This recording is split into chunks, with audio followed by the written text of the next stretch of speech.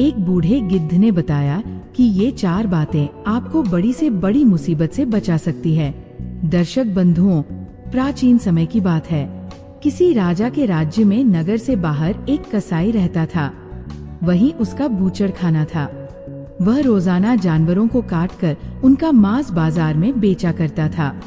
कसाई के बूचड़ खाने के बाहर एक पेड़ पर एक गिद्ध और गिद्धनी रहते थे। वहाँ उनका बहुत अच्छे से गुजारा हो रहा था।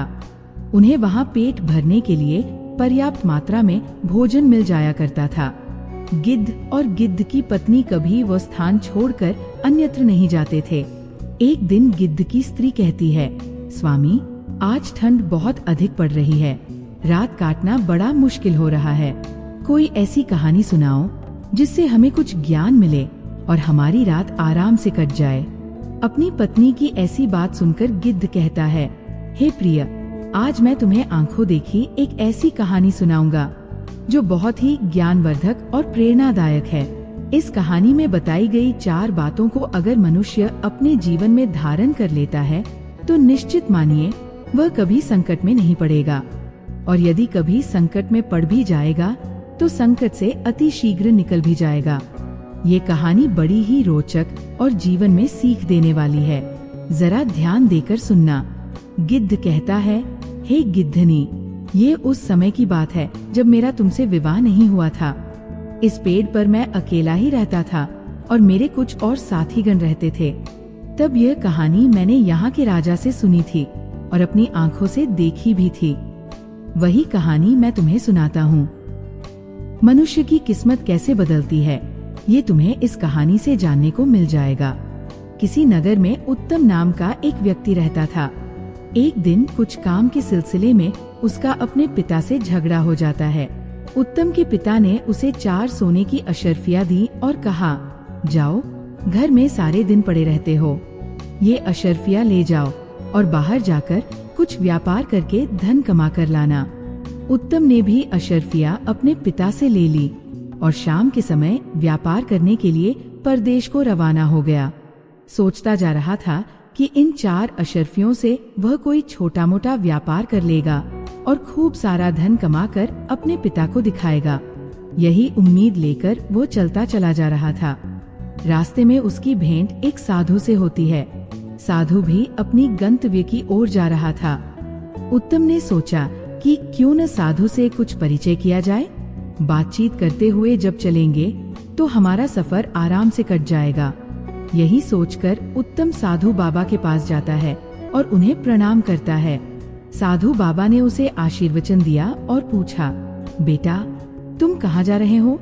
उत्तम ने कहा, साधु महाराज, मेरे पिता ने मुझे घर से निकाल दिया है। अब कहीं परदेश में जाकर कोई छोटा मोटा व्यापार करूँगा और अपने पिता के लिए बड़ा आदमी बनकर दिखाऊंगा। मेरे पिता ने मुझे 4 सोने की अशर्फियाँ दी है। मित्रों, इस प्रकार बातचीत करते हुए साधु और उत्तम दोनों आगे के लिए चले जा रहे थे। चलते चलते रास्ते में उत्तम ने साधु से कहा, बाबा, आप तो परम ज्ञानी हैं। कोई ऐसी कहानी सुनाइए जिससे सफर आसान हो जाए और मुझे कुछ सीख मिल जाए, जिससे परदेश में मेरे लिए आसानी हो जाएगी। तब साधु बाबा कहते हैं, बेटे, मैं तुम्हें कहानी तो सुना दूंगा, पर मेरी कहानी का तुम्हें मूल्य चुकाना होगा। एक कहानी के बदले में मैं तुमसे 1 सोने की अशर्फी लूंगा। बताओ, क्या तुम तैयार हो? साधु की बात सुनकर उत्तम सोचने लगा कि मेरे पिता ने मुझे 4 सोने की अशर्फियाँ दी है। अगर इनमें से एक अशर्फी मैं साधु को दे दूंगा तो मैं व्यापार कैसे करूंगा? फिर सोचा कि साधु बड़ा बुद्धिमान मालूम पड़ता है और लोग कहते हैं, विद्या मित्रन प्रवासे, स्त्री मित्रन गृहे तथा, वदत औषध मित्रन, धर्मो मित्र मृतस्य च। अर्थात परदेश में रहने वाले की मित्र विद्या होती है, घर में रहने वाले की मित्र स्त्री होती है, रोगी की मित्र दवा होती है और मरने वाले का मित्र धर्म होता है। और कहा भी गया है कि विद्वान के लिए कोई जगह परदेश नहीं होती, मेहनत करने वाले के लिए कोई काम कठिन नहीं होता, साहसी के लिए कोई लक्ष्य दूर नहीं होता, मीठा बोलने वाले के लिए कोई पराया नहीं होता। अगर आपके पास बुद्धि और विद्या है तो आप परदेश में कहीं भी सुखपूर्वक अपना जीवन बिता सकते हैं। यही सोचकर उत्तम ने एक स्वर्ण मुद्रा साधु को दे दी और कहा, महाराज, आप मुझे कहानी सुनाइए, मैं आपकी कहानी का मूल्य चुकाने के लिए तैयार हूँ। गिद्ध बोला, हे प्रिय। तब चलते चलते साधु ने उस युवक उत्तम को कुछ उपदेश देना शुरू किया। साधु बोले, पुत्र, तुम्हें मैं जो बात बताने जा रहा हूँ, अगर तुमने इस पर अमल कर लिया तो ये तुम्हारे बहुत काम आने वाली है। सुनो, तुम परदेश में व्यापार करने जा रहे हो तो मेरी एक बात ध्यान रखना, यदि परदेश में तुम्हें कोई ठीक ठाक व्यापार न मिले तो तुम खाली मत बैठना, जो भी जैसा भी काम मिले वो काम पकड़ लेना। ये प्रदेश में रहने वाले के लिए सबसे पहला और अनमोल मूल मंत्र है। खाली बैठने से परदेश में अपनी जेब से ही धन खर्च होता है। बेहतर यही होगा कि भले ही थोड़े पैसे मिले, कुछ काम करके अपना खर्च चलाना चाहिए। इससे तुम्हें काम का अनुभव भी होगा और तुम्हारा समय भी ठीक से कट जाएगा। उत्तम ने कहा, ठीक है बाबा, मैं तुम्हारे इस उपदेश पर जरूर अमल करूँगा। अब आप कहानी सुनाइए। महात्मा जी बोले, बेटा, कहानी तो खत्म हो गई, अभी मैंने आपको ये कहानी ही सुनाई थी। उत्तम कहने लगा, साधु बाबा, ये कैसी कहानी थी जो जरा सी देर में खत्म हो गई?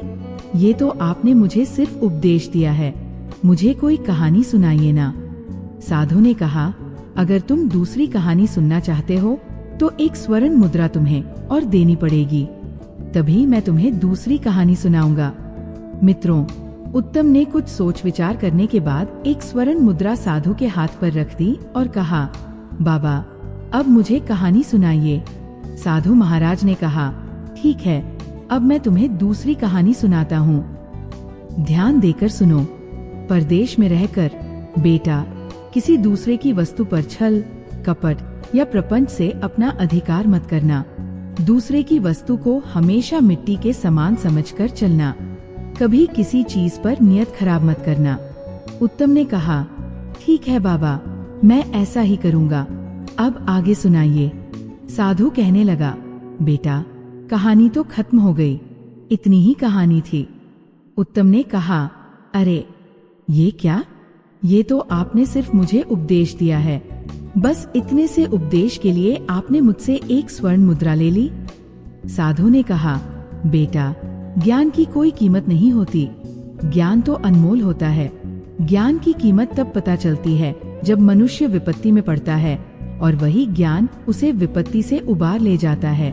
उत्तम ने कहा, ठीक है बाबा, उपदेश ही सही, मैं तुम्हें एक स्वर्ण मुद्रा और देता हूँ, तुम मुझे एक उपदेश और दीजिए।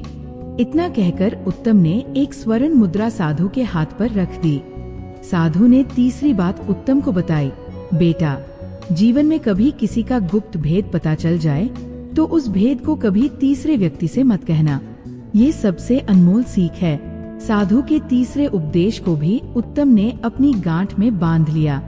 फिर सोचा कि अब मेरे पास सिर्फ एक ही अशर्फी रह गई है, इस एक अशर्फी से व्यापार तो हो नहीं पाएगा, क्यों न साधु बाबा से एक उपदेश और सीख लिया जाए। यही सोचकर उत्तम ने चौथी अशर्फी भी साधु के हाथ पर रख दी और बोला, साधु महाराज, अब आप मुझे एक उपदेश और दे दीजिए। साधु ने कहा, बेटा, ठीक है, मैं तुम्हें चौथा उपदेश देता हूँ और ये उपदेश जिंदगी के लिए बहुत अनमोल है, इसे सदैव याद रखना। इस प्रकार साधु उत्तम को चौथी बात बताता है, पुत्र, यदि तुम्हें कभी रास्ते में कोई प्रेम से बुलाकर बैठने को कहे तो चाहे तुम्हारा कितना ही कीमती काम हो, उसे छोड़कर 2 मिनट उसके पास जरूर बैठना। उसके साथ बिताया गया यह समय तुम्हारे बहुत काम आ सकता है। इस प्रकार साधु ने उत्तम को चौथा उपदेश दिया। उत्तम कहने लगा, बाबा, तुम्हारे उपदेश वास्तव में बहुत कीमती है। अब मेरे पास कोई पैसा नहीं बचा है, वरना 2-4 उपदेश मैं तुमसे और सुन लेता। तब साधु कहता है, पुत्र, किसी के उपदेश या शिक्षा को बिना मूल्य चुकाए ग्रहण नहीं करना चाहिए। फिर भी अगर तुम कहते हो तो एक उपदेश मैं तुम्हें अपनी तरफ से देता हूँ, जिसका तुमसे कोई मूल्य नहीं लिया जाएगा। और वह उपदेश था, परदेश में रहकर किसी दुराचारी स्त्री का भरोसा मत करना। दुराचारी स्त्री का कोई ठिकाना नहीं होता कि उसके दिमाग में क्या है और दिल में क्या है। मित्रों, ये 5 उपदेश देकर साधु बाबा ने कहा, बेटे, हमारा और तुम्हारा साथ बस इतनी ही देर का था। पास में ही मेरा आश्रम है और अब मैं अपने आश्रम पर जा रहा हूँ। इतना कहकर साधु अपने आश्रम पर चला जाता है। उत्तम वहाँ से अकेला आगे के लिए बढ़ता है, परंतु उसके दिमाग में एक बात चल रही थी कि साधु बाबा ने 5 उपदेशों के बदले मुझसे 4 स्वर्ण मुद्राएं ले ली। साधु को भला धन से क्या मतलब? साधु संत तो बैरागी होते हैं, धन दौलत का त्याग करके ही वे साधु बनते हैं। फिर साधु ने मुझसे स्वर्ण मुद्राएं क्यों ली? मैं ये बात जब लौटकर अपने नगर जाऊंगा तब साधु से जरूर पूछूंगा, उसने सोचा। फिर मन में कहा, चलो जो भी हो, साधु की ये 5 बातें बड़ी ही कीमती मालूम पड़ती है, मैं इन्हें सदैव याद रखूंगा। मित्रों, अब उत्तम के पास कोई पैसा नहीं बचा था। अब वो इस चिंता में था कि परदेश में जाकर वो क्या करेगा, क्या खाएगा, कैसे अपना व्यापार शुरू करेगा। यही सब बातें सोचते सोचते वह एक नगर में पहुंच जाता है। नगर में पहुंचकर वह किसी नौकरी की तलाश करने लगता है। क्योंकि धन तो उसके पास में था नहीं, उसने सोचा कि किसी की नौकरी ही कर लेता हूँ। क्योंकि साधु बाबा ने भी कहा था कि परदेश में खाली नहीं बैठना चाहिए, छोटा मोटा जो भी काम मिल जाए उसे ही करना चाहिए। नौकरी की तलाश में उत्तम इधर उधर लोगों से पूछता फिर रहा था।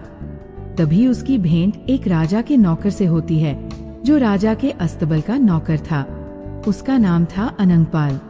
अनंगपाल राजा के यहाँ रहकर उनके घोड़ों की देखभाल करता था। उसने देखा कि एक आदमी नौकरी की तलाश में घूम रहा है, तो अनंगपाल ने उसे अपने पास बुलाया और कहा, भाई, तुम्हें काम की तलाश है और मुझे राजा छुट्टी नहीं दे रहा है। घर पर मेरी माँ बहुत बीमार है, काफी दिनों से मैं अपनी माँ को देखने नहीं जा पा रहा हूँ। राजा ने मुझसे कहा है कि तुम एक शर्त पर घर जा सकते हो। अगर तुम अपनी जगह किसी और को काम पर लगा दो तो तुम घर चले जाओ। एक काम करो भैया, मेरी जगह पर 1 माह के लिए तुम काम कर लो। जो भी वेतन मिलेगा वो तुम रख लेना। जब मैं अपनी माँ को देखकर लौट आऊंगा तब तुम कोई और काम तलाश कर लेना। अनंगपाल की बात सुनकर उत्तम ने सोचा कि इधर उधर घूमकर समय नष्ट करने से अच्छा है कि 1 माह तक मैं इसकी जगह पर ही काम कर लूं। उसके बाद मेरे पास भी कुछ पैसे हो जाएंगे। मैं शहर में नया आया हूँ, 1 महीने में मैं यहाँ के लोगों को समझ भी लूंगा। यही सोचकर उत्तम अनंगपाल की जगह काम करने के लिए तैयार हो जाता है। अनंगपाल उत्तम को लेकर राजमहल में जाता है। मित्रों, वहाँ के राजा चक्रदत्त बड़े ही बुद्धिमान और प्रतापी राजा थे। उनकी एक बेटी थी, चंद्रप्रभा।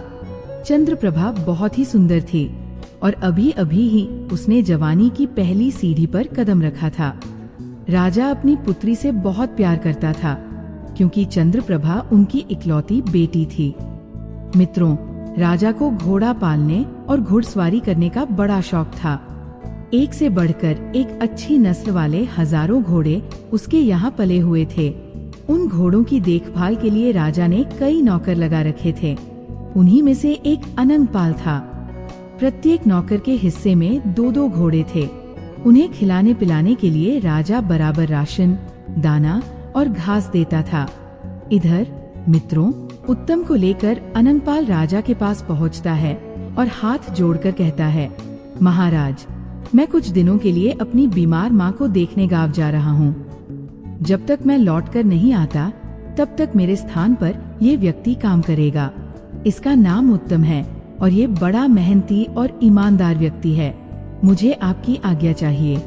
राजा ने कहा, अनंगपाल, इसमें आज्ञा की क्या बात है? यदि ये व्यक्ति तुम्हारा भरोसेमंद है तो इसे ले जाकर अपना काम समझा दो और जाओ। जाकर अपनी माँ को देखाओ। लेकिन ध्यान रहे, हमारे घोड़ों की देखरेख में जरा भी लापरवाही नहीं होनी चाहिए। अगर हमारी घोड़ों की देखरेख में जरा भी लापरवाही हुई तो उसके लिए हम इसे नहीं, तुम्हें दंड देंगे। अनंगपाल ने कहा, ठीक है महाराज, आपको शिकायत का अवसर नहीं मिलेगा। मैं इसे सारा काम अच्छे से समझा दूंगा। इस प्रकार राजा की आज्ञा लेकर अनंगपाल उत्तम को लेकर घोड़ों के अस्तबल में जाता है। वहां जाकर देखा तो हजारों घोड़े बंधे थे।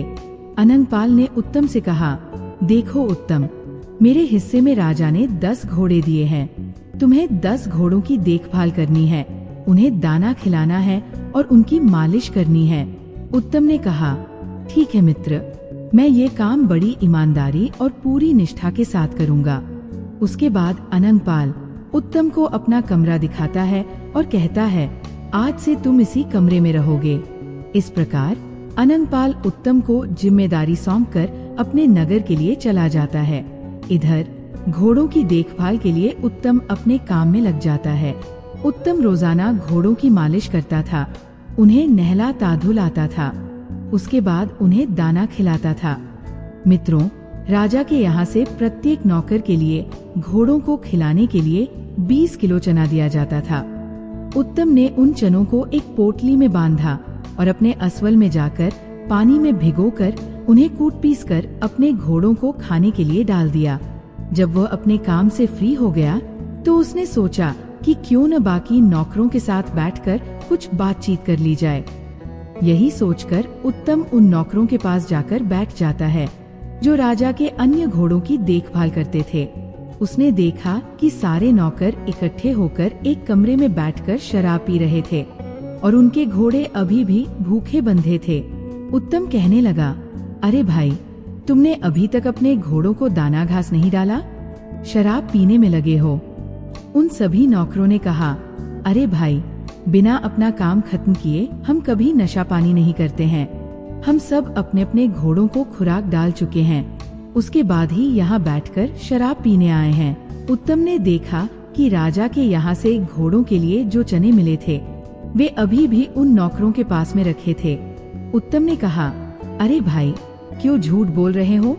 तुम्हारे पास अभी भी बहुत सारे चने कूटने के लिए पड़े हैं और तुम कह रहे हो कि हमने अपने घोड़ों को दाना घास डाल दिया है।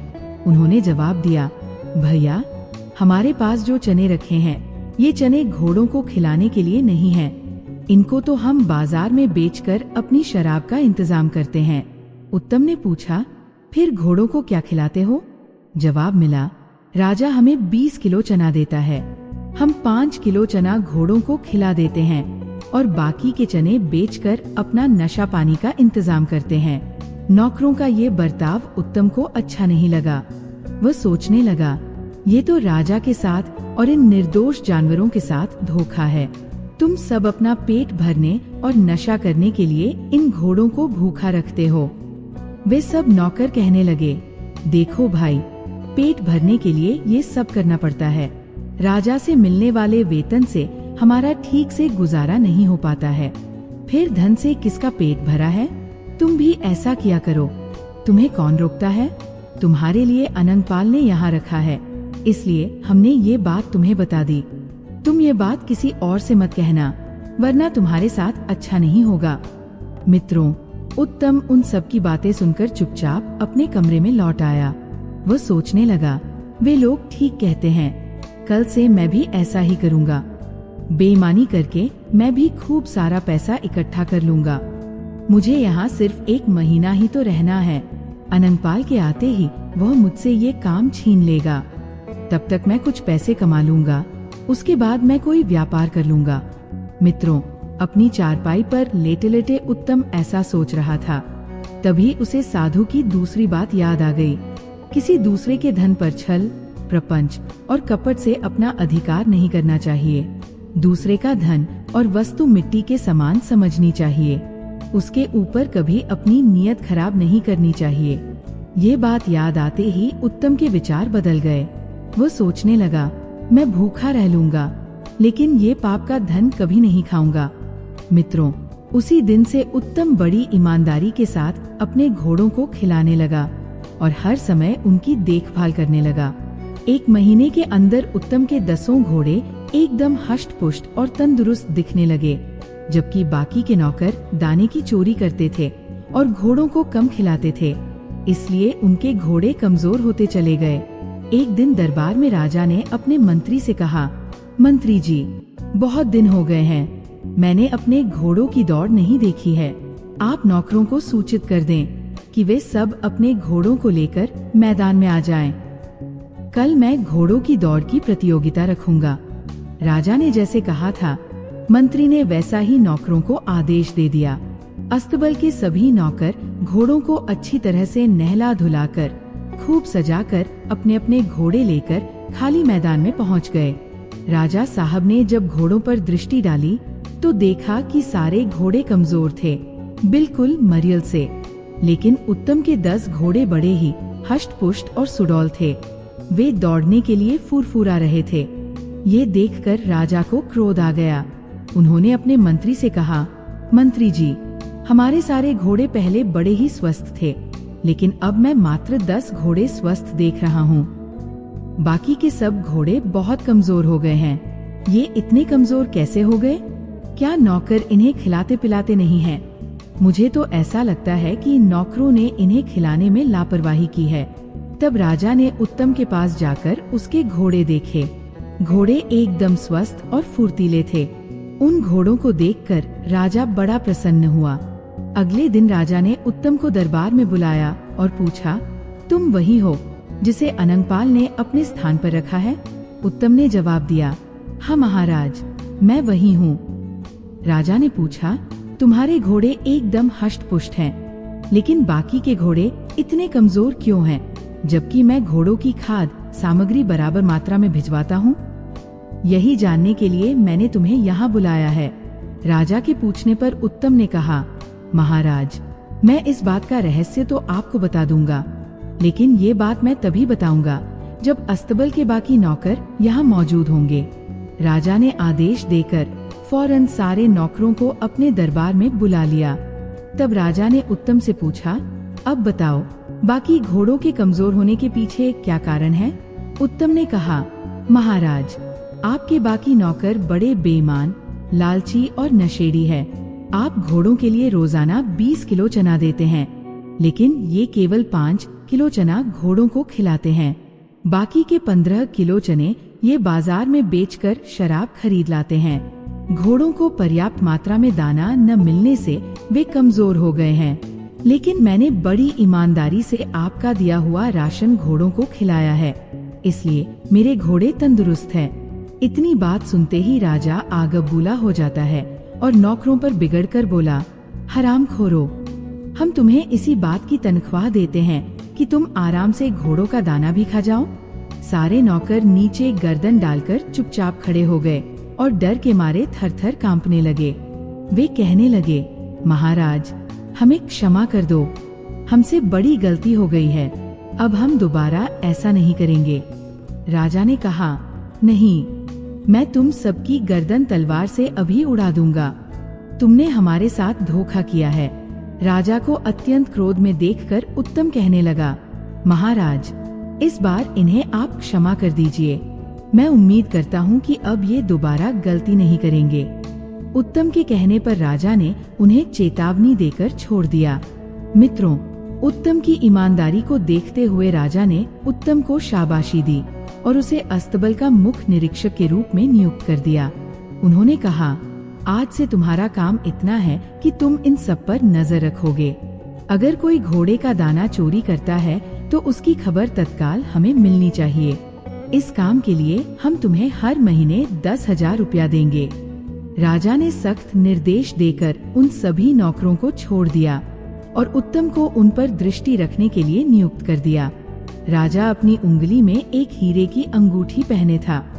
वो अंगूठी उतारकर राजा ने इनाम के रूप में उत्तम को पकड़ा दी और कहा, जब भी तुम्हें हमसे मिलना हो तो तुम ये अंगूठी पहरेदार को दिखाकर हमसे किसी भी समय मिल सकते हो।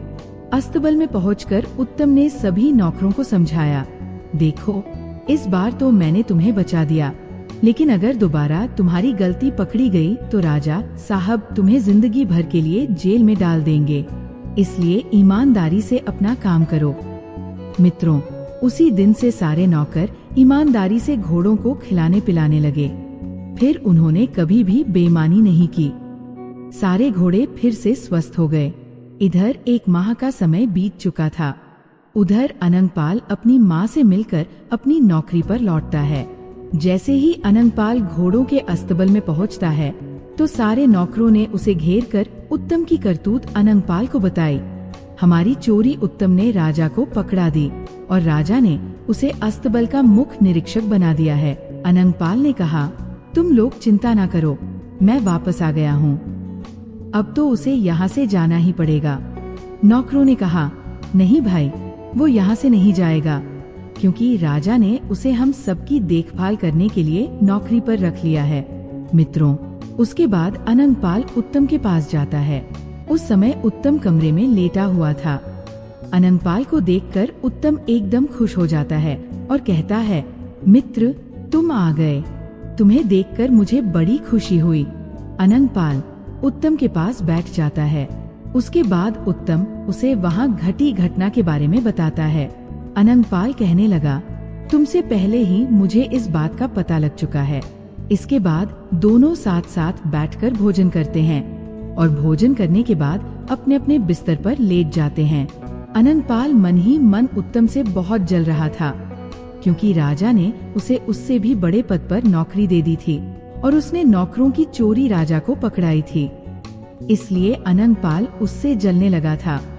मित्रों, आपको बता दे कि अनंगपाल भी चोरी करता था और उसे उत्तम का ये बर्ताव बिल्कुल पसंद नहीं आया। अनंगपाल उत्तम को नीचा दिखाना चाहता था और उससे बदला लेना चाहता था। मित्रों, अनंगपाल अपने कमरे में लेट जाता है और उत्तम अपने कमरे में चला जाता है, क्योंकि राजा ने उसे एक अलग कमरा दे रखा था। उस दिन आकाश में बादल छाए हुए थे। हल्की हल्की बारिश हो रही थी। बिजली कड़क रही थी। उधर राजकुमारी चंद्रप्रभा की आंखों में नींद नहीं थी। मित्रों, आपको बता दे कि अनंगपाल और राजा की पुत्री के बीच में प्रेम प्रसंग चल रहा था। राजकुमारी जब तब अनंगपाल से मिलने आया करती थी। आज जब राजकुमारी को पता चला कि अनंगपाल अपने नगर से लौट आया है, तो उसने सोचा कि उत्तम तो अब चला ही गया होगा।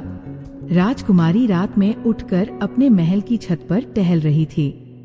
प्रेम की पीड़ा से जल रही थी। उसकी बेचैनी बढ़ती जा रही थी।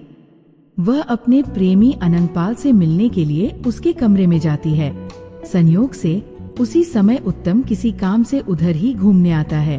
अचानक जैसे ही उत्तम अनंगपाल के कमरे के पास पहुंचता है, उसे अनंगपाल के कमरे से किसी स्त्री की आवाज सुनाई देती है। उत्तम ने कमरे के अंदर झांककर देखा तो अनंगपाल के साथ राजकुमारी चंद्रप्रभा को देखकर उसकी आंखें फटी की फटी रह गई। उत्तम सब देखकर चुपचाप अपने कमरे की ओर चला जाता है। उधर अनंगपाल ने राजकुमारी से कहा, प्रिय, इस समय उत्तम हमारी राह का सबसे बड़ा कांटा है। कुछ भी करके तुम उत्तम को मरवा दो तो हम निश्चिंत हो जाएंगे। राजकुमारी ने कहा, प्राणनाथ, ये कितनी बड़ी बात है, तुम चिंता क्यों करते हो? मैं पिताजी से कहकर इसे मृत्यु दंड दिलवा दूंगी। मित्रों, उधर उत्तम सोच रहा था कि अनंगपाल राजा की आंखों में धूल झोंककर उनकी बेटी से प्रेम कर रहा है। ये तो राजा के साथ धोखा है। मुझे ये खबर महाराज को देनी चाहिए। उत्तम यही सोचकर राजा को संदेश देने के लिए राजमहल की ओर चलने लगता है। तभी उसे साधु महाराज की वह तीसरी बात याद आ जाती है। साधु ने कहा था कि अगर किसी का गुप्त भेद पता चल जाए तो उसे किसी तीसरे से नहीं कहना चाहिए, वरना खुद मुसीबत में पड़ सकते हो। यही बात सोचकर उत्तम के कदम थम जाते हैं। वो सोचने लगा कि अगर ये बात मैंने राजा को बताई तो हो सकता है कि राजा साहब मेरी बात का विश्वास न करें। कहेंगे कि तू मेरी बेटी को झूठा बदनाम कर रहा है, उल्टा मैं ही राजा के क्रोध का शिकार बन जाऊंगा। यही सोचकर उत्तम अपने कमरे में लौट आता है और चुपचाप अपनी चारपाई पर लेट जाता है। उधर राजकुमारी चंद्रप्रभा अनंगपाल से मिलने के बाद अपने कमरे में चली जाती है और अंदर से दरवाजा बंद कर लेती है। अचानक वो जोर जोर से रोने और चिल्लाने लगती है, बचाओ, बचाओ। राजकुमारी की चीख पुकार सुनकर उसके नौकर चाकर, दास दासिया सभी जाग जाते हैं। आनन फानन में राजा को खबर दी गई। दौड़ते हुए राजा साहब अंतपुर में पहुंचते हैं और अपनी पुत्री से पूछते हैं, बेटी क्या हुआ, तुम क्यों रो रही हो? मित्रों, अनंगपाल के कहने पर राजकुमारी चंद्रप्रभा ने त्रियाचरित्र रच दिया था। वो एकदम से कहने लगी, पिताजी, आपने जिस नौकर को नौकरी पर रखा है उसने मेरे साथ जबरदस्ती की है। वह रात में मेरे कमरे में आया और मेरी इज्जत लूटने का प्रयास करता रहा। जब मैं चीखी चिल्लाई तब वो खिड़की से कूदकर भाग गया। तुम्हारे द्वारा दी गई अंगूठी का उसने नाजायज फायदा उठाया है। अंगरक्षकों को वो अंगूठी दिखाकर महल के अंदर घुस गया होगा। बेटी के मुख से ये बात सुनकर राजा एकदम आगबुला हो जाता है। वो कहने लगा, पुत्री तुम चिंता मत करो। उस दुष्ट की इतनी हिम्मत कि वह हमारे महल में घुस आया। मैं अभी उसे बुलाकर उसकी खबर लेता हूँ। राजकुमारी ने कहा, पिताजी उसकी खबर लेने से कोई फायदा नहीं है। उसकी गुस्ताखी के लिए जब तक उसे मृत्यु दंड नहीं दिया जाएगा तब तक मैं अन्न जल ग्रहण नहीं करूंगी। राजा ने कहा, बेटी ऐसा ही होगा, कल मैं उसे मृत्यु दंड दूंगा। राजकुमारी को आश्वासन देकर राजा अपने महल के लिए चला जाता है। इधर राजकुमारी मन ही मन बड़ी प्रसन्न होने लगी। वह सोचने लगी, बाजी मार ली, आज मेरा षड्यंत्र सफल हो गया। अब मेरे और अनंतपाल के बीच में कोई बाधा नहीं आएगी। इसके बाद राजकुमारी निश्चिंत होकर अपने बिस्तर पर सो गई। राजा अपने शयन कक्ष में पहुँचे, परंतु उनकी आंखों से नींद उड़ चुकी थी। वह सोच रहे थे, कल सुबह मैं उत्तम को दरबार में बुलाकर मृत्यु दंड दे दूंगा। परंतु तभी उनके दिमाग में एक दूसरा विचार आता है। राजा सोचने लगा, अगर दरबारी लोग मुझसे पूछेंगे कि इस नौकर को किस बात का मृत्यु दंड दिया गया है तो मैं क्या कहूँगा? अगर मैं बताऊंगा कि इसने मेरी बेटी की इज्जत लूटने का प्रयास किया है तो इसमें मेरी ही बदनामी होगी। लोग पीठ पीछे मेरी बुराई करेंगे, मेरी इज्जत उछालेंगे। तब राजा के दिमाग में एक दूसरा उपाय आता है।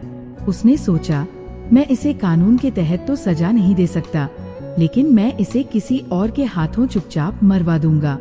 इससे किसी को पता भी नहीं चलेगा और मेरी बेटी पर बुरी दृष्टि डालने वाला भी अपनी करनी का दंड भोग लेगा। तब राजा के दिमाग में डोंगर कसाई का ध्यान आता है। वो सोचने लगा, मैं कल इसे कसाई के हाथों मरवा दूंगा। यही सब बातें सोचते सोचते राजा सो जाता है। अगले दिन जब वो सोकर उठता है और टहलने के लिए निकलता है तो टहलते टहलते नगर से बाहर डोंगर कसाई के बूचड़ खाने पर पहुंच जाता है। कसाई ने देखा कि राजा स्वयं उसके पास चलकर आए हैं तो वो एकदम चरणों में गिरकर बोला, महाराज आपने यहाँ आने का कष्ट कैसे किया? मुझे खबर भिजवा देते, मैं स्वयं आपके पास चला आता। राजा ने कहा, नहीं, ये काम तो मुझे आकर ही करना था। मुझे तुमसे कुछ जरूरी काम करवाना है। मैं तुम्हारे पास एक आदमी को भेजूंगा, तुम्हें उसका सिर काट देना है। उसके बाद मैं फिर एक आदमी को भेजूंगा जो एक कपड़े में बांधकर उसी सिर को ले जाएगा। इस बात की किसी को भनक नहीं लगनी चाहिए। ये सुनकर कसाई एकदम चौंक जाता है, कहने लगा, महाराज ये आप क्या कह रहे हो? राजा ने कहा, हाँ मैं ठीक कह रहा हूँ। कुछ देर के बाद तुम्हारे कसाई खाने में एक आदमी को भेज रहा हूँ। तुम उसे अपने बूचड़ खाने के अंदर ले जाकर मार देना। इस काम के बदले हम तुम्हें बहुत इनाम देंगे। यदि तुमने ये काम नहीं किया तो हम तुम्हें और तुम्हारे परिवार को जेल में डलवा देंगे। राजा की धमकी सुनकर कसाई डर जाता है। वह बोला, महाराज आप चिंता मत करो, आप जिसे भेजोगे मैं उसका सिर काटकर उसके धड़ को जानवरों के कटे हुए अंगों के साथ मिलाकर बाहर फेंक दूंगा और उसके सिर को तुम्हारे पास भिजवा दूंगा। मित्रों, कसाई को आदेश देकर राजा अपने महल को लौटता है। उधर कसाई उस राजा के भेजे हुए आदमी की प्रतीक्षा करने लगता है। महल में पहुंचकर राजा ने सैनिकों द्वारा उत्तम को बुलवाया और कहा, उत्तम, मैं तुम्हें किसी जरूरी काम से नगर से बाहर भेजना चाहता हूँ और मुझे विश्वास है कि ये काम सिर्फ तुम ही कर सकते हो। उत्तम ने कहा, बताइए महाराज, मेरे लिए क्या आज्ञा है? मैं आपके लिए कुछ भी करने को तैयार हूँ। तब राजा कहता है, हे उत्तम, तुम्हें इसी समय जरूरी काम से एक कसाई के पास जाना है और वह जो चीज तुम्हें चुपचाप दे तुम उसे ले आना। लेकिन एक बात का विशेष ध्यान रखना, ये काम तुम्हें बिल्कुल गुप्त रूप से करना है। किसी को इस बात का पता नहीं चलना चाहिए। उत्तम ने कहा, जो आज्ञा महाराज, मैं आपके काम के लिए अभी जाता हूँ। इतना कहकर उत्तम फौरन उस कसाई के पास जाने के लिए चल देता है। मित्रों, उत्तम के मन में ये विचार आ रहा था कि राजा का इतना जरूरी काम कौन सा आ गया जो राजा मुझसे करवा रहा है। फिर सोचा कि चलो जो भी है, कम से कम राजा ने मुझे इस लायक समझा कि मैं उसके किसी कार्य को कर पा रहा हूँ। मित्रों, चलते चलते वो नगर से बाहर निकल गया। उसने देखा कि एक कुटिया है और कुटिया के बाहर कुछ साधु संत भगवान का कीर्तन कर रहे थे। उत्तम उस कुटिया के पास जाकर खड़ा हो जाता है। तब एक साधु ने उत्तम को इशारा देकर अपने पास बुलाया और कहा, बच्चा, थोड़ी देर यहाँ बैठकर भगवान का कीर्तन करो, सब कुछ यही रह जाएगा, केवल यही साथ जाएगा। तब उत्तम ने कहा, क्षमा करना महाराज, मैं किसी जरूरी काम से जा रहा हूँ, इस समय मैं रुक नहीं सकता। इतना कहकर उत्तम आगे बढ़ जाता है। तभी अचानक उसके दिमाग में साधु बाबा की चौथी बात गूंजने लगती है कि चाहे कितना ही जरूरी काम क्यों ना हो, लाखों का नुकसान हो जाए, अगर राह चलते कोई प्रेम से 2 मिनट बैठने को कहे तो उसके पास 2 मिनट जरूर बैठना चाहिए। साधु की ये बात मन में आते ही उत्तम उन साधुओं की मंडली में बैठ जाता है और भगवान का भजन कीर्तन करने लगता है। उधर अनंगपाल सोचने लगा कि राजा ने सुबह सुबह उत्तम को अपने पास क्यों बुलाया है और वह अभी तक लौटकर क्यों नहीं आया। मित्रों, अनंगपाल राजमहल के आसपास ठहर रहा था। तभी खिड़की से राजा ने देखा कि अनंगपाल महल के बाहर ठहरा हुआ है। तब राजा ने अनंगपाल को तुरंत अपने पास बुलवाया और सोचा कि क्यों ना अनंगपाल को ही उत्तम का सिर लाने के लिए भेज दूं। अब तो कसाई ने उसका सिर धड़ से अलग कर दिया होगा। राजा ने तत्काल अनंगपाल को आदेश दिया, तुम इसी क्षण कसाई के बूचड़ खाने पर चले जाओ और कसाई तुम्हें जो चीज भेंट करे उसे चुपचाप लेकर चले आना और लाकर राजकुमारी के कक्ष में रख देना। रास्ते में तुम उस सामान को खोलकर देखने की भूल मत करना। अनंगपाल ने कहा, जैसी आज्ञा महाराज। इतना कहकर अनंगपाल कसाई के पास चल देता है। मित्रों, आपको बता दे कि पहले कसाई के पास उत्तम को जाना था, लेकिन उत्तम तो वहाँ साधु संतों के साथ कीर्तन करने में मस्त हो गया था। इधर तब तक अनंगपाल कसाई के पास पहुँच जाता है और बोला, भाई, मुझे राजा साहब ने भेजा है। उन्होंने बताया कि कोई जरूरी चीज तुम्हारे यहाँ से ले जानी है। मित्रों, कसाई ने समझ लिया कि मुझे इसी का सिर कलम करना है। कसाई कहने लगा, हाँ भाई, तुम अंदर चलो, मैं अभी आता हूँ। अनंगपाल नहीं जानता था कि कसाई ने उसे अंदर जाने के लिए क्यों कहा है। अनंगपाल राजा की योजना से बिल्कुल अनजान था। वह चुपचाप अंदर चला जाता है। कसाई ने कहा, सामने अलमारी में राजा ने जो वस्तु मंगाई है वह रखी है, कृपया निकाल लो। मित्रों, अनंगपाल जैसे ही अलमारी खोलता है वैसे ही कसाई अपना धारदार गड़ासा अनंगपाल की गर्दन पर चला देता है।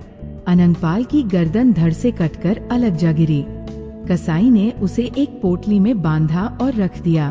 उसके धड़ को उठाकर गिद्ध, चील, कौओं को खाने के लिए बाहर फेंक दिया। कसाई राजा के दूसरे नौकर के आने का इंतजार करने लगता है। उधर उत्तम साधु संतों के साथ बैठकर भजन कीर्तन करने में मस्त था। जब काफी देर हो गई और भजन कीर्तन में उसे बहुत आनंद आ रहा था, सभी साधु कीर्तन बंद करके चले जाते हैं। उधर उत्तम भी वहाँ से चलता है। तब उसे ध्यान आया कि राजा ने कसाई के पास मुझे भेजा था। एकदम से वो कसाई के घर की तरफ दौड़ने लगता है। थोड़ी देर में जब वो कसाई के पास पहुँचता है तो कहने लगा, मैं महाराज के पास से आया हूँ, उन्होंने कोई चीज मंगाई है। कसाई बोला, हाँ भाई, मैं समझ गया। कसाई ने वही पोटली उठाकर उत्तम को पकड़ा दी जिसमें अनंगपाल का सिर बंधा हुआ था। कसाई ने उसे समझाकर भेज दिया, भाई, इसे खोलकर रास्ते में मत देखना, वरना राजा साहब तुम्हें फांसी पर चढ़ा देंगे। इस तरह से उत्तम अनंगपाल का सिर लेकर राजा के पास पहुंचता है। राजा और उनकी बेटी उस समय एक ही कक्ष में मौजूद थे। राजा कह रहा था, बेटी, आज उत्तम का काम तमाम हो ही गया। कुछ ही देर में अनंगपाल उत्तम का सिर लेकर आता होगा। मित्रों, इतने में उत्तम वह पोटली लेकर राजा साहब और राजकुमारी के कमरे में दाखिल होता है। उत्तम को जीवित देखकर वे दोनों अचंभित रह जाते हैं। कहने लगे, अरे तुम यहाँ कैसे? उत्तम ने जवाब दिया, महाराज कैसी बातें करते हो? आपने ही तो मुझे कुछ विशेष वस्तु लाने के लिए कसाई के पास भेजा था। कसाई ने जो चीज मुझे दी है वह मैं लेकर सीधा चला आ रहा हूँ। मैं तो कहीं 1 मिनट भी नहीं ठहरा हूँ। ठहरिए महाराज, अभी खोलकर दिखाता हूँ। मित्रों, उत्तम ने जैसे ही पोटली खोली तो उसे देखकर राजकुमारी के साथ साथ उसके कंठ से भी चीख निकल पड़ी। उसने देखा कि अनंगपाल का कटा हुआ सिर उस पोटली में बंधा था। उत्तम का चेहरा पसीना पसीना हो जाता है। राजा को ये समझते देर नहीं लगी कि उत्तम की जगह कसाई ने अनंगपाल का सिर काट दिया है। जरूर अनंगपाल उत्तम से पहले वहाँ पहुँच गया होगा। कसाई तो दोनों को पहचानता नहीं था कि किसे मारना है और किसे छोड़ना है। रोते हुए उत्तम पूछने लगा, महाराज ये क्या मामला है? आपने अनंगपाल को क्यों मरवा दिया? राजा के पास कोई जवाब नहीं था। इतने में राजकुमारी अनंगपाल के कटे हुए सिर को लेकर जोर जोर से रोने लगती है। कहने लगी, मेरे प्रियतम, मैं नहीं जानती थी कि मेरी चाल तुम्हारे लिए ही उल्टी पड़ जाएगी, वरना मैं ऐसा खेल कभी नहीं खेलती। तुम्हारे कहने से ही मैंने उत्तम पर आरोप लगाया था। तुम्हारी खुशी के लिए ही मैं उसे मारना चाहती थी, लेकिन उत्तम बड़ा ही खुशकिस्मत है, वह फिर भी जीवित बच जाता है। राजकुमारी पागलों की तरह रो रही थी। राजकुमारी के मुख से जब ये बात राजा ने सुनी तो उसकी आंखें फटी की फटी रह गईं। राजा को पता चल गया कि उसकी बेटी ने निर्दोष उत्तम पर दोष लगाया था। राजा एकदम से क्रोध में आकर अपनी तलवार खींच लेता है और अपनी पुत्री से बोला, पुत्री सच सच बताओ, क्या उत्तम को जान से मरवाना तुम्हारी एक चाल थी? सच सच बताओ, वरना मैं तुम्हारी गर्दन उड़ा दूंगा। मित्रों, डर के मारे राजकुमारी ने सारी बात सच सच अपने पिता को बता दी। ये सुनकर राजा सिर पकड़कर बैठ गया। राजा की आंखों के सामने अंधेरा छाने लगा। कहने लगा, ये मैं क्या करने जा रहा था? मैं एक निर्दोष व्यक्ति को अपनी दुराचारी बेटी के कहने पर जान से मारने वाला था। भगवान, तुमने मुझे बचा लिया, मुझे माफ करना। मित्रों, इधर राजकुमारी ने देखा कि राजा साहब मुझे जीवित नहीं छोड़ेंगे, तो उसने तलवार लेकर खुद ही अपने पेट में घोंप ली। मरते मरते कहने लगी, पिताजी मुझे माफ कर देना, मैंने एक निर्दोष आदमी की जान लेनी चाहिए। भगवान ने मुझे मेरे कर्मों की सजा दे दी है, मुझसे मेरा प्रेमी छीन लिया। इतना कहते कहते राजकुमारी ने अपने प्राण छोड़ दिए। मित्रों, उस घटना से राजा को वैराग्य हो जाता है। अगले दिन राजा ने दरबार में अपना अपराध स्वीकार कर लिया और कहा, मैं अपना ये राजपद त्याग रहा हूँ। मैं आपका राजा कहलाने के योग्य नहीं हूँ, इसलिए मैं अपने स्थान पर अपने नौकर उत्तम को यहाँ का राजा नियुक्त करता हूँ। राजा का फैसला सुनकर सभी दरबारी हैरान थे। सबने मिलकर राजा को समझाने का बहुत प्रयास किया, लेकिन राजा अपना फैसला कर चुका था। वह उत्तम को राजगद्दी सौंपकर भजन करने के लिए जंगल चला गया। सब लोगों ने उत्तम को अपना राजा स्वीकार कर लिया। नए राजा के रूप में उत्तम बड़ी कुशलता से राज्य चलाने लगा। कहते हैं, अगर किस्मत में राजयोग लिखा है तो दूसरे देश में जाकर भी तुम राजा बन जाओगे। कहने लगा, हे प्रिय पत्नी गिद्धनी, यही उस राजा की कहानी है जो ईश्वर का न्याय होते मैंने अपनी आंखों से देखा है। दुष्ट दुराचारी को सजा मिलती मैंने अपनी आंखों से देखा है। अकारण हमें किसी पर लांछन नहीं लगाना चाहिए, वरना ईश्वर का डंडा उल्टा भी चल जाता है। मित्रों, उत्तम राजा तो बन गया, मगर उसके दिमाग में एक बात घूम रही थी कि उन साधु महाराज की उन 5 बातों ने मेरी जान बचाई है, यहाँ तक कि मुझे यहाँ का राजा भी बना दिया। मुझे उनसे मिलने जाना चाहिए। ऐसा निश्चय करके राजा उत्तम चंद सम्मान सहित साधु को भेंट लेकर उनके आश्रम पर जाता है और उन्हें प्रणाम करता है। राजा ने पूछा, महाराज, मैं आपसे एक बात जानना चाहता हूँ। मुझे पहचानो, मैं वही व्यक्ति हूँ जो कुछ दिन पहले आपके साथ रास्ते में मिला था। और आपने मुझे 5 बातें बताई थी। आज मैं एक राजा बन गया हूँ। आपकी बातें मेरे जीवन में बहुत काम आई। मैं ये जानना चाहता हूँ कि आप तो एक साधु संत हैं और मोहमाया से अलग रहते हैं। कहा जाता है कि मोहमाया से अलग होने के बाद ही एक साधु बनता है। फिर आपने मुझे 5 बातें बताने के बदले में मुझसे स्वर्ण मुद्राएं क्यों ली? आप मुझे उपदेश बिना कीमत लिए भी दे सकते थे, परंतु आपने एक एक उपदेश के लिए एक एक स्वर्ण मुद्रा ली। तब साधु कहते हैं, बेटे, कहते हैं मुफ्त की चीज को लोग जीवन में ठीक से उपयोग में नहीं लाते। उपयोग में वही लाते हैं जिसमें मेहनत लगी हो, जिसमें कठोर श्रम लगा हो। मुफ्त की वस्तु को लोग मुफ्त के धन की तरह, पानी की तरह उड़ाते हैं। अगर मैं आपको ज्ञान मुफ्त में देता तो शायद आप उसका पालन नहीं करते, क्योंकि आपके पास से उन बातों के बदले में सोने की 4 अशर्फियां गई थी। इसलिए मनुष्य को चाहिए कि वह मुफ्त के खाने के पीछे न पड़े और सदैव परिश्रम करके ही कमाए, वही फलदायी होता है। रही मेरे लोभ की बात, तो मेरे अंदर लेश मात्र भी लोभ लालच नहीं है। तुमने जो 4 स्वर्ण मुद्राएं मुझे दी थीं, वे आज भी मैंने संभाल कर रखी है। तुम चाहो तो अब इन्हें ले जा सकते हो। ये मेरे किसी काम की नहीं है। इन्हें ले जाकर गरीबों में बांट देना। साधु से मिलकर राजा उत्तम चंद अपने नगर में आकर सुचारू रूप से राजकाज को चलाने लगता है। मित्रों, इस कहानी का तात्पर्य ये है कि जीवन में कोई भी चीज मुफ्त में नहीं लेनी चाहिए। दूसरी बात, हमें किसी के साथ धोखा नहीं करना चाहिए। तीसरी बात, किसी के द्वारा दिया गया ज्ञान और उपदेश को सुनकर हमें भूलना नहीं चाहिए, बल्कि उसे समय समय पर अपने जीवन में उपयोग में लाना चाहिए। दर्शक बंधु, ये कहानी आपको कैसी लगी? कमेंट में जरूर बताना। मिलते हैं आपसे अगली कहानी में एक और चर्चा के साथ। आप सभी का बहुत बहुत धन्यवाद। जय श्री कृष्णा।